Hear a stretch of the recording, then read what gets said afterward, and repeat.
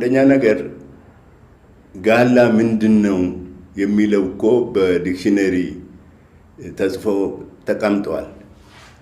በከሳተ ብርሃን ይመስለኛል። ጋላ ያልሰለጠነ ብሎ ያስቀምጥና አማራን ደግሞ ምን ይለዋል? ጨዋ የሰለጠነ ይልና ያስቀምጣል። ይሄ እንግዲህ የጸሐፊው አቋም ብቻ ነው ብለን መውሰድ የለብንም። የመንግስትም ነው። ለምን ሳንሱር ሳያልፍ እንኳንስ ዲክሽነሪ እንኳንስ መዝገበ ቃላት ፓምፍሌትም አይወጣም። የመንግስት አውንታ አግኝቶ ነው ማለት ነው። መንግስትም አምኖበት ማለት ነው። እና ዞሮ ዞሮ ጋላ ሲባል እንዴት ይጨርሰዋል?